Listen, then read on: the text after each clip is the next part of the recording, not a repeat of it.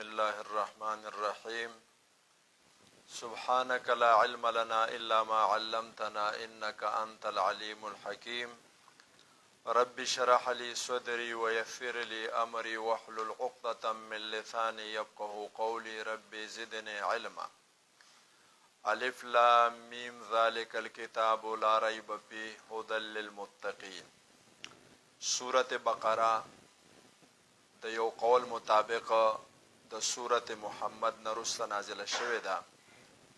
ترتیب مصحفی کې دا 2 نمبر سورت ده او په ترتیب نزولی کې دا 80 نمبر سورت ده. د سورة البقره سره چې کم خارجي مباحث تعلق لري نو هغه اته دي. اول بحث وکاو د دې سورت په ربط او په مناسبت باندې د سورة الفاتحه سره. دویم بحث وکاو د دې سورت په نزول باندې. دویم بحث وکاو د دې سورت په اسامیو باندې. څلورم بحث وکاو د دې سورت په خصوصیات او په امتیازات باندې. پنځم بحث وکاو د دې سورت په دعوه باندې. شپږم بحث وکاو د دې سورت په اجمالی خلاصه باندې. وم بحث وکاو په علوم د دې سورت باندې چې دا سورت په کوم علوم باندې مشتمل ده او ماخذ د دغه علوم په دې سورت کې څه دي. او اتم بحث کې به د دې سورت فضائل ذکر کو. هر چړومبه بحث ده چې د دې سورت ربط د مخ کی سورت سره څه ده. مفسرین او خاص کر د عصر حاضر علماء کرام اغا د قرآن د سورتونو ترمنځ او د آیاتونو ترمنځ او د کلماتو ترمنځ ربط او مناسبت ذکر کوي. دو خبرې وکاو. یو خبره دا ده چې ربط او مناسبت څه ته ویل کیږي او دویمه خبره چې دا ده چې په تفسیر کې د ربط او د مناسبت اهمیت سره. ارچ اوله خبره ده نو علما لیکي چې المناسبت فی اللغت المشاکلت والمقاربه. مناسبت د دو چیزونو په منځ کې مشاکلت چې یو د بل هم شکل جوړول او د دو چیزونو په منځ کې قرب پیدا کول دې ته ویل کېږي مناسبت. لیکن کم مناسبت او ربط چې هغه د آیاتونو ترمنځ ده یا د سورتونو ترمنځ ده دا غي په باره کې علامه سیوطی رحمه الله فرمایي چې مرجع المناسبت بالآیات والصور الى معنى رابط بينها عام او خاص عقلي او حسي او خيالي او غیر ذلك من العلاقه. چې د مناسبت رجع چې دا د آیاتونو د سورتونو ترمنځ هغه معنا ته ده چې هغه رابطه ده د سورتونو ترمنځ او د آیاتونو ترمنځ تړون پیدا کوي. اوس دغه معنا چې تړون پیدا کوي د یو سورت د بل سورت سره دا عامه ده یا خاصه ده.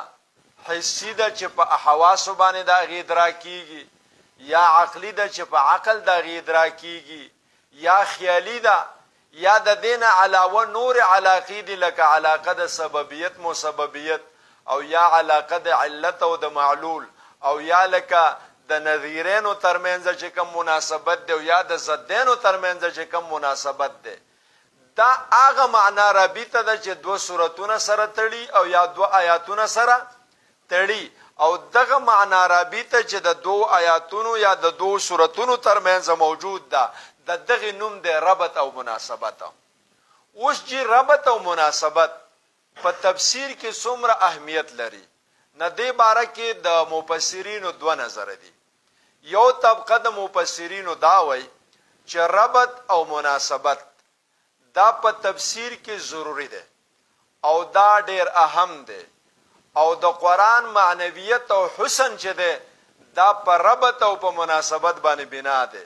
او داغي وجه دا ده چې قرآن کریم چې د کم ترتیب سره زمنګ استاد په وړاندې باندې ده د علماو دا قول ده چې په لوح محفوظ کې هم په دې ترتیب ده کم چې دا ترتیب مصحفي ده او د لوح محفوظ ترتیب دا د الله تعالی ترتیب ده او الله حکیم ذات ده او ظاهر خبره دا ده چې د حکیم په کلام کې او په ترتیب کې بربط او مناسبت ضرور وي ځکه عام انسان که خبره کوي او داغه په خبرو کې ربط او مناسبت نه یو ځل د قبر مسلې کې مولا په منبر باندې او به ډک شي دنیا ته واوړي او به ډک شي کمدنو بل د سود خبره شروع کی نو خلک وای دا مولا یو غر او بل غر جنگیا لکه خلک خوخی نه نو هغه کلام خلق خوخوي او پاغي کې حسن وي پاغي کې معنویت وي چې کم کلام د یو بل سره مربوط وي او د یو بل سره مناسبت وي او د یو بل سره تړلې شوی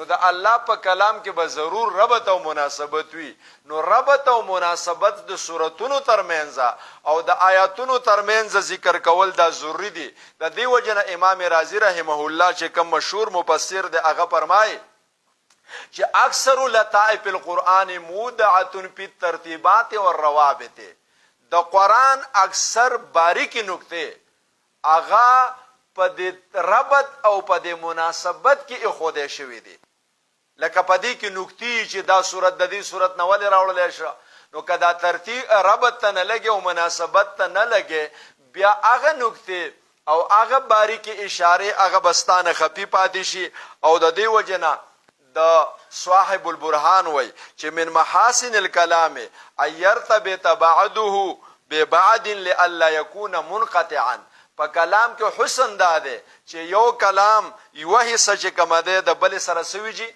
مربوط دی د دې د پاره چې په دې کلام کې دننه انقطاع نه پرېکواله نه بالکل متصل چې د متناسق کلام اگر رواني نو ربط او مناسبت په دغه حواله سره ضروری دي او علامه ابن عربي وای چې ارتباط آی القرآن بعضها ببعض حتى تكون كالكلمه الواحده علم عظیم د قران کریم د آیاتونو ترمنځ ربط په دې انداز لګول چې دا ټول آیاتونه په منزله د یوې کلمې باندې وګرځيږي او په دې کې نظم و نسق پیدا شي دا یو لوی علم دی نو دغه علماو چې هغه ربط او مناسبت ته اهمیت ورکړي دي هغه باقاعده په دې باندې به کتابونه لیکلي دي لکه علامه ابو جعفر هغه کتاب لیکلی دی البرهان په مناسبت ترتیب القرآن او دغه رنګي برهان الدین البقاعی هغه کتاب لیکلی دی په دې ربط او په مناسبت باندې نظم الدرر په مناسبت الآیات والصور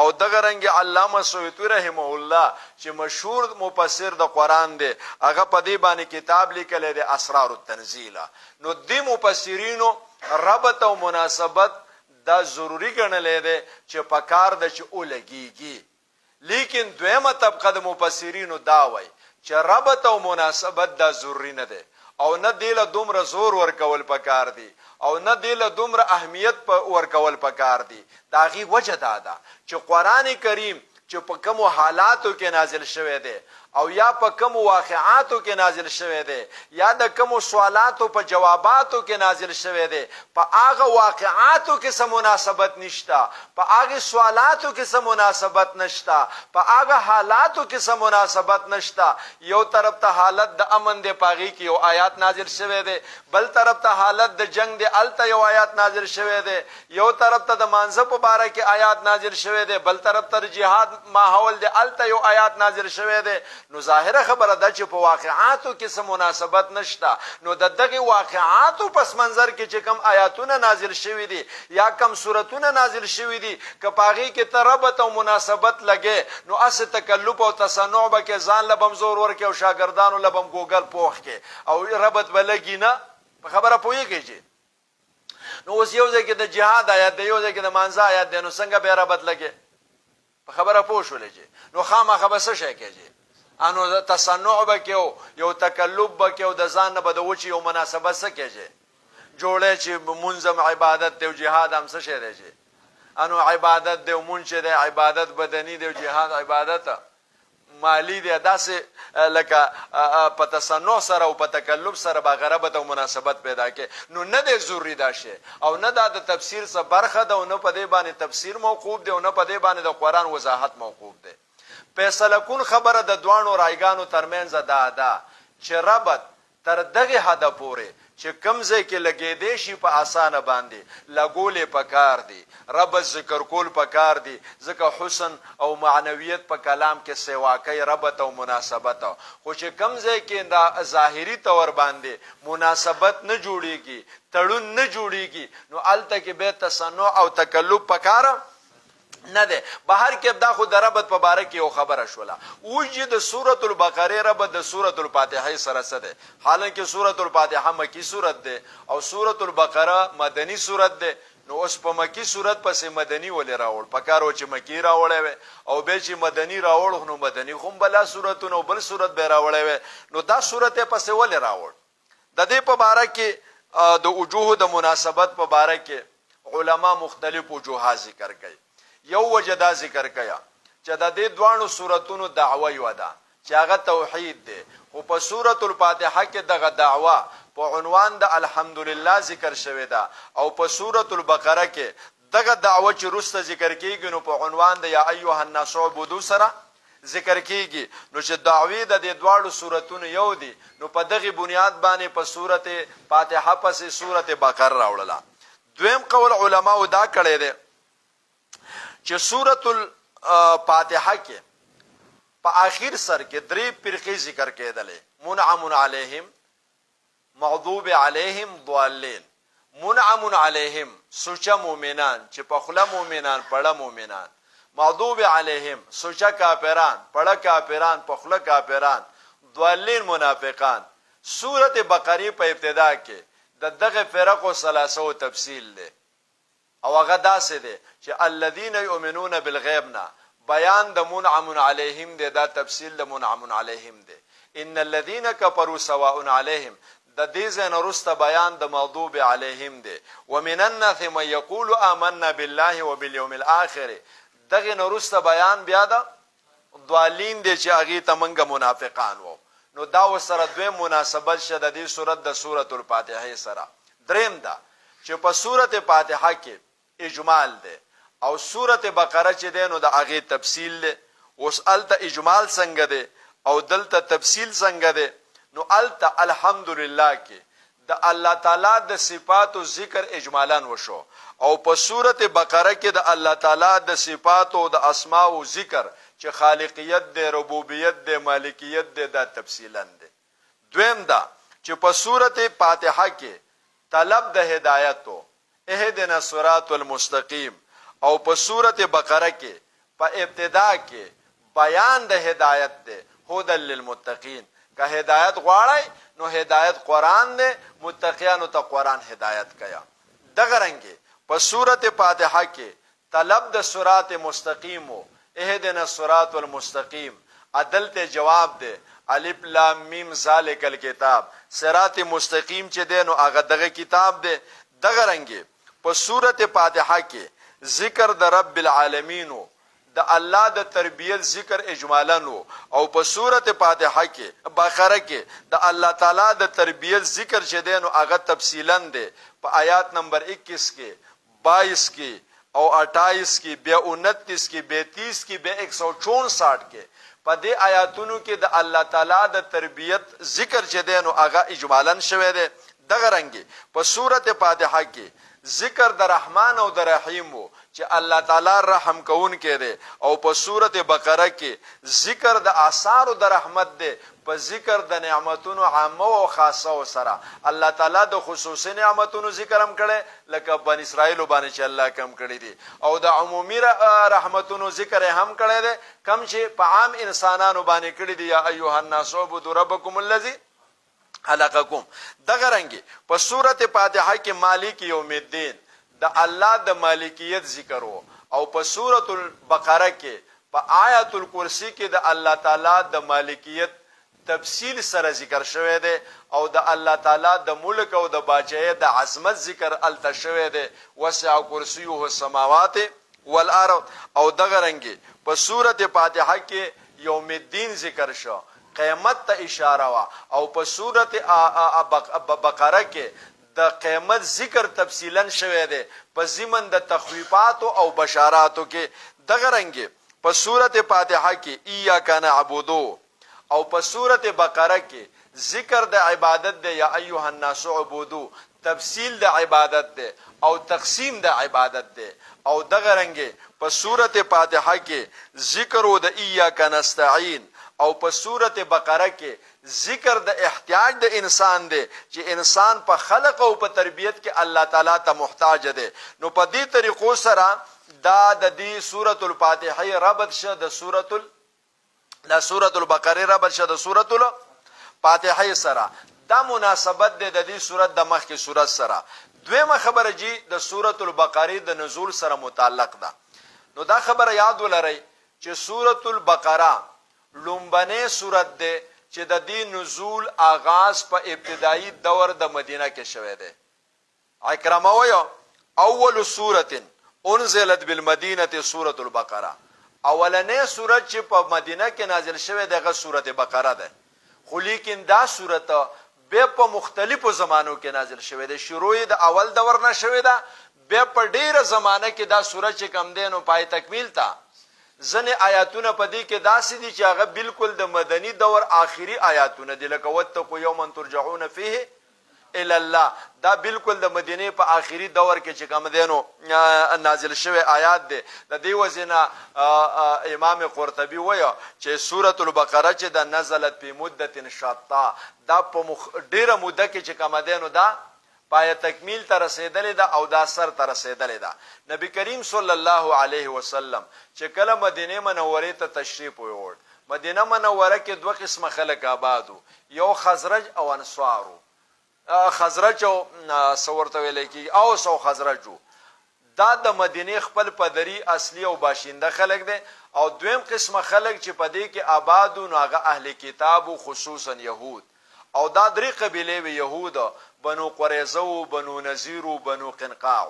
نبی له صلوات و سلام په دې خبره باندې مطمئن وو چې کله مکی مشرکانو زما خبره نه منل او زما نبوت نه تسلیماو، نو داغي وجه هم دغه چې اغه سره سابقه کتاب نو، اغه سره زور د پیغمبر تعلیمات نو ځکه زونه منلم. خو که زه مدینه ته لاړ شم نو د یهودو سره خو زاړه تعلیمات هم شته دي او د یهودو سره زوړ کتاب هم شته، تورات، او پاغي کې د اخیر زمانه د پیغمبر چې کم دین او هغه پېشنګویان دي. نو لہذا په دغه حواله سره به ضرور دای ما تسلیم کی. خو یهودو د زد او د عناد لار خپل کړه او پیغمبر او نمانه او ایمان پیرانول.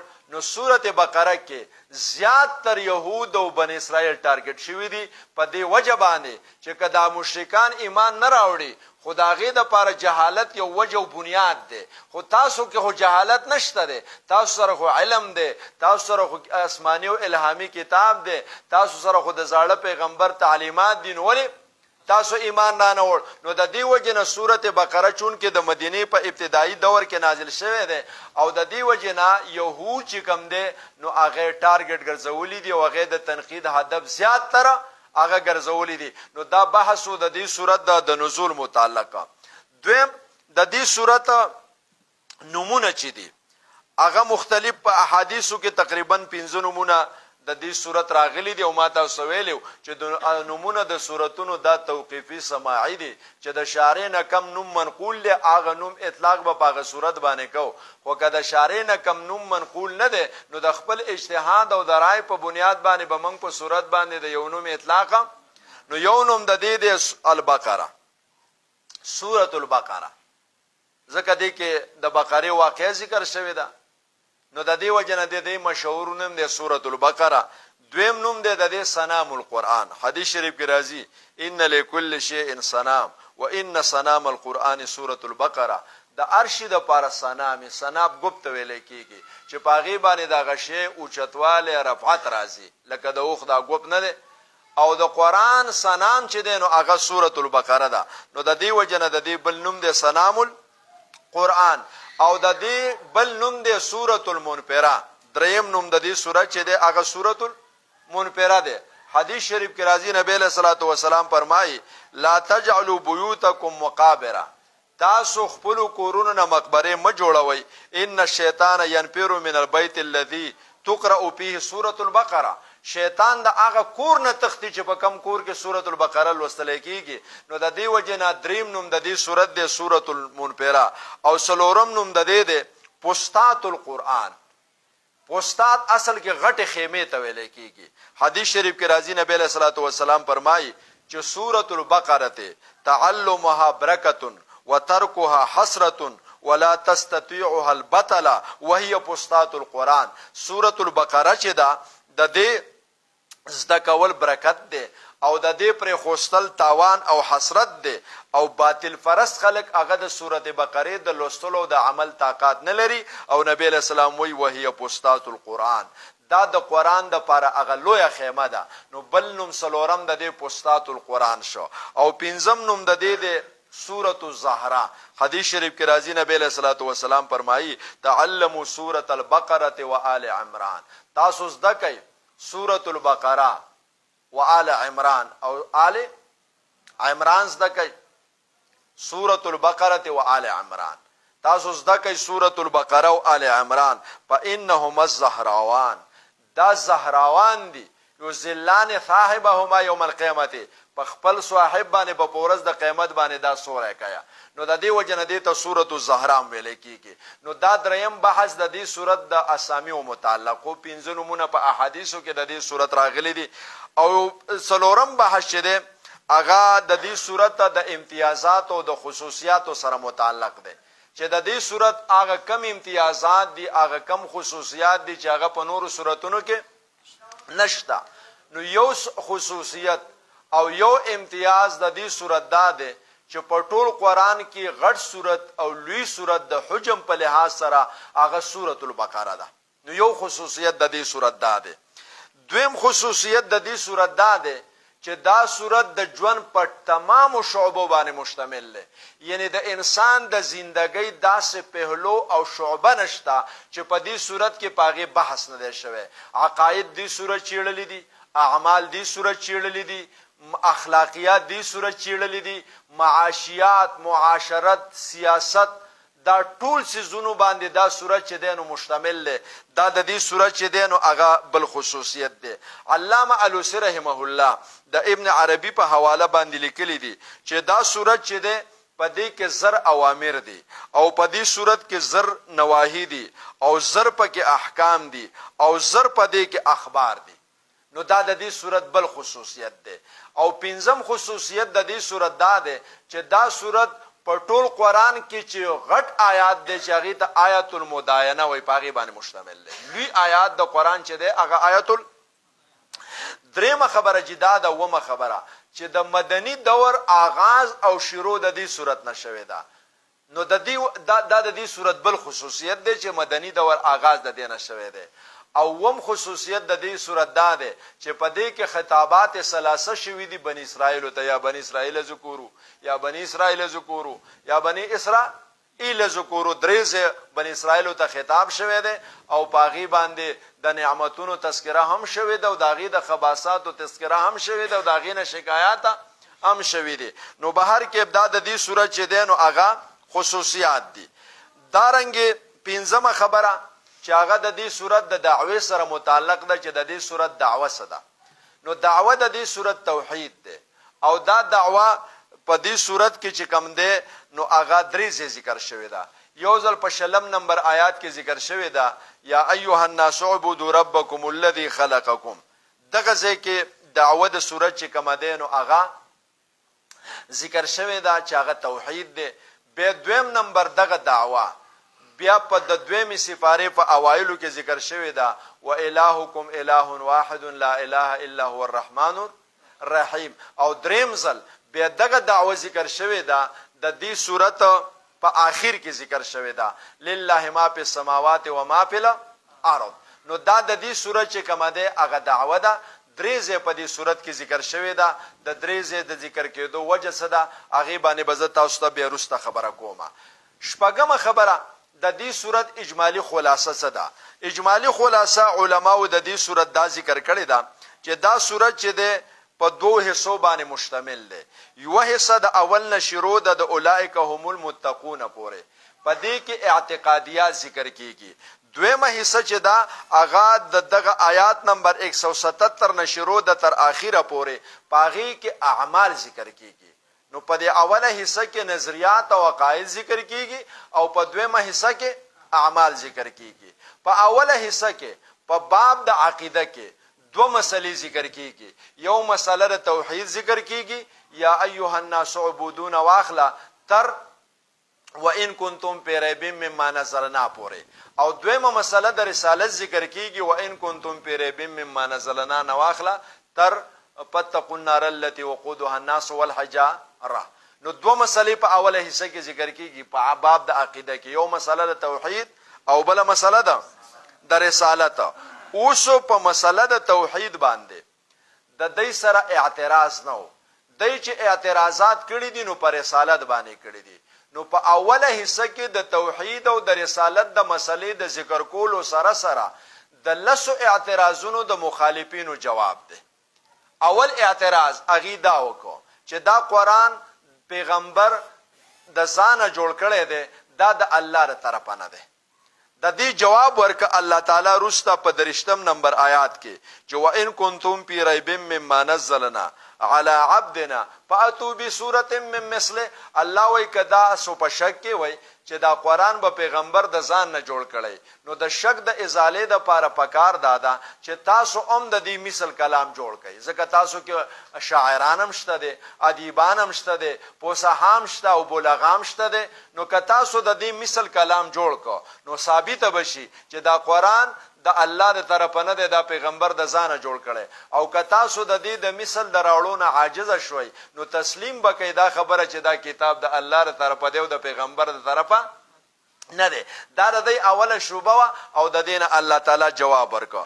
دویمه شوبه چې دا هغه په آیات نمبر 26 کې دا داغه خلاصه دا و.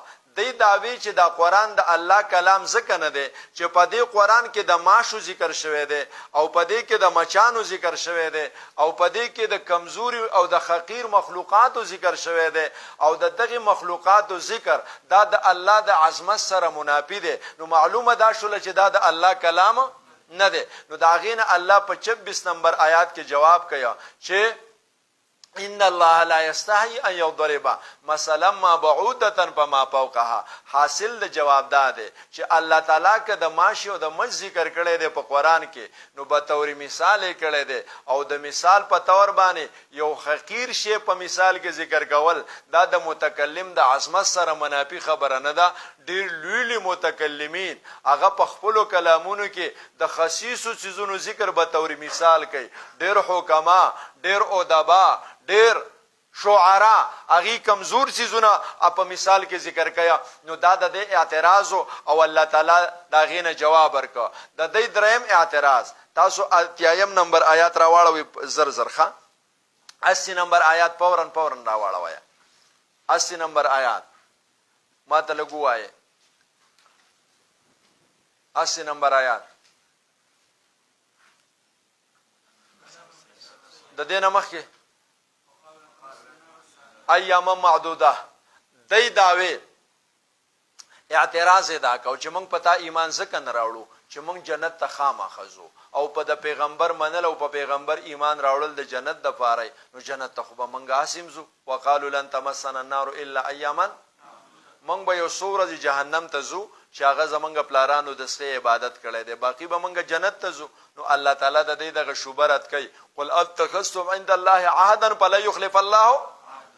استاسو سره وعده شته پیش کوي د دې سره وعده نشته. اما تقولون علی الله ما لا، بلکې تاسو په الله تعالی باندې هغه دروغ وایي چې په خپل هم تاسو ته علم نشته. دی به د ځانه د دروغ نه د ځانه به موضوعي روایت جوړول. خبره پوه شئ. دی به حدثنا الحبر قال حدثنا هيروم عن يعقوب عليه السلام ان الله عهد اليه الله يعذب بنيه الا تحله القسم.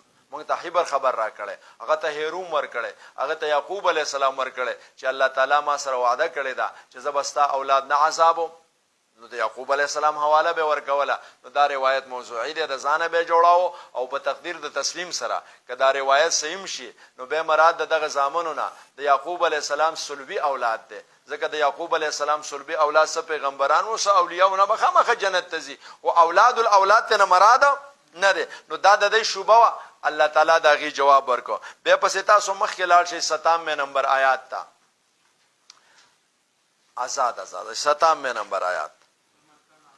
قل من کان عدو لجبريل، دی بوي منګه قران څخه نه منو چې قران جبريل راوړي او جبريل په منګ باندې عذابونه راوستي دي او زمنګ په نیکونو باندې راوستي او هغه زمنګ دشمن دي، نو مونږ قران نه منو ځکه چې جبريل راوړي، که میکائیل راوړل، که عزرائیل راوړل، که اسرافیل راوړل، به مونږ قران منلې وي. نو الله جواب ورکړ قل من کان عدو لجبريل، سوچ د جبريل سره دشمنی کوي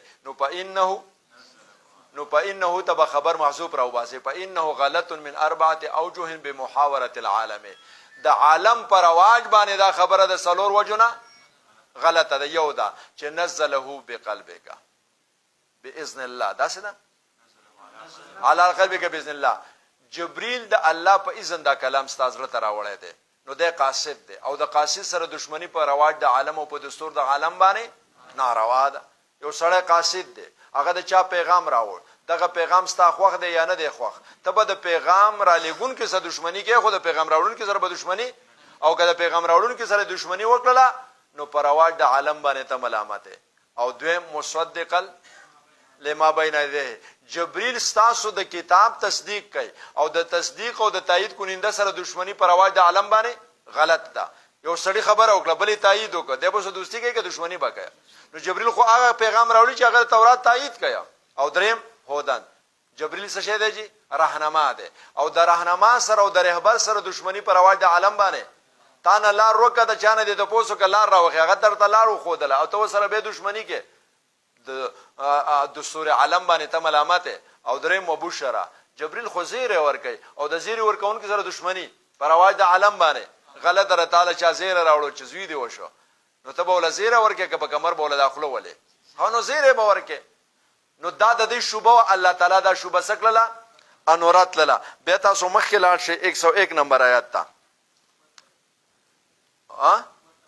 واتبعوا ما تتلو الشیاطین علی ملک سلیمان، دی به منګه تاسو کنه منو چې ته د سحر نه انکار کې، سحر ته جایز نه وي او سليمان علیه السلام سحر جایز کړو.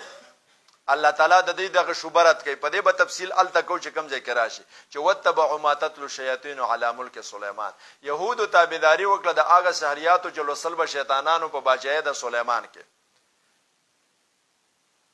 یبترون یتلو څنګه وای واتبعوا ما تتلو الشیاطین علی، یبترون علی د پر متعلق موضوع، یبترون علی ملک سلیمان، دی با ابتراء کوله يهودو په بادشاہي د سليمان باندې چې انه حصل بالسحر، دا په سحر باندې حاصله شوی دا، فکذبهم الله بان السحر كفر وما كفر سليمان، نو الله ردی تکذیب وکړه چې سحر کفر دی او سليمان کفر، ولكن الشياطين كفروا يعلمون الناس، اخو شیطانان کافرانو چې خلکو د وسیر زدکاو او د سليمان عليه السلام د تخت د لاندې سليمان عليه السلام د دې کتابونه را جمع کړو د خپل تخت نه لاندې ایخو. نو بهر کې ابدار دي شوبه ور دي جواب شو. بل تاسو راواړوي آیات نمبر 105 آزاد ښه. او دوی وی چې دا قران موږ څنګه نه منو چې بده کې یو حکم نن راشي وي سبا منسوخ شوی دی، نو دا به اعتماده کتاب دی. نو الله جواب وکړو چې نسخه خو د حالاتو مطابق، د معاشره د تقاضو مطابق، د انسانانو د مزاج او د معاشره د سماج مطابق راځي. د یو زمانه سره یو حکم مناسبي اگر راشي بیا ختم شي دغه په ځای باندې بل راشي، نو نسخه د خبره دلیل نه دی چې دا د الله کلام نه دی. څنګه چې د انسانانو په کلام کې تغییر او تبديل کېدلی شي، الله تعالی په خپل کلام کې تغییر او تبديل کوي، الله په خپل قانون کې تغییر او تبديل کوي. او بیا پس مخکې لاړ شي آیات نمبر 111 ته 111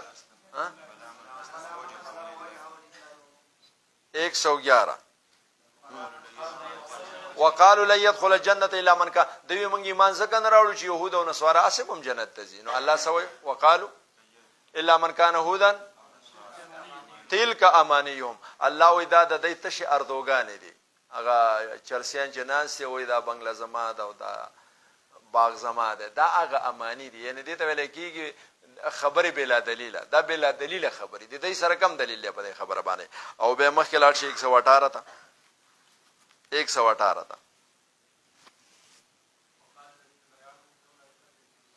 او دوی موږ سره د الله خبرې وکړي چې الله موږ سره خبرې نه کړي نو به موږ ایمان نه راوړو الله دې موږ ته وایي چې دا زما پیغمبر دی او دا زما قرآن دی الله موږ ته غږ نه کوي موږ څنګه ومنو نو الله وی کذالک قال الذين دا اعتراضونه مخنوم کړي دي په دې اعتراضونه هغه تباشی او برباد شي دي دوی به تباکیږي او بربادیږي ایمان بالغیب مطلوب دی چې الله مخه تراغه او تاته ویل چې الله یې مودامه پیغمبر دی او دامه کتاب دی به خو ایمان بالغیب انو نشو او دینه مخه لاړ شي 141 تا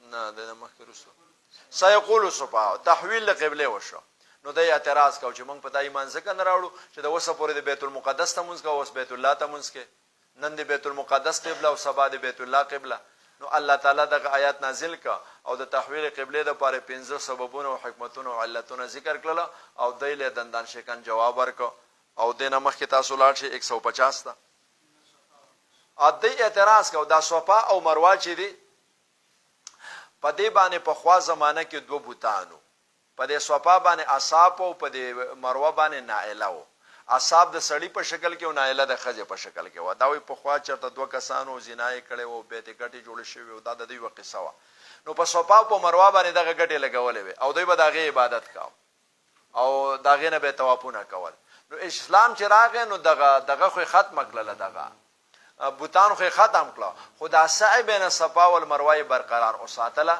نو چې سعی بین صفا او مروه برقرار اوساتله شولا نو يهودو به دا اعتراض کاو چې تاسو خو مشرکانه شرکی رسومات کوي دا عمل خو به مشرکانو کوي تاسو مسلمانانو هم کوي نو الله جواب ورکړ ان الصفا والمروه من شعائر خلاصه د جواب دا چې د کوپارو چې کم سای او طواف واغ شرکو او د مسلمانانو دا توحید دی ځکه چې هغه تعظیم د بوتانو کا او مسلمانان تعظیم د شاعر الله کیا دا پکې فرق دی نو هغه شرکو دا توحید دی ردی قیاس باغی باندې صحیح دا د دې لس اعتراضونه او په اوله حصہ کې دغه جوابونه او د لس وړو اعتراضونو تعلق چې دی هغه د قران او د رسالت سره دی ځکه دا دوه مضمونونه لازم او ملزوم دي چې پیغمبر صادق ثابت شو قران صادق ثابت شو چې قران صادق ثابت شو پیغمبر صادقه نو په اوله حصہ د دې صورت کې دوه عقیدې ذکر کېدل توحید او رسالت پر رسالت باندې لس اعتراضونه او دغه جوابونه شول او په دویمه حصہ کې خو به اعمال ذکر کیږي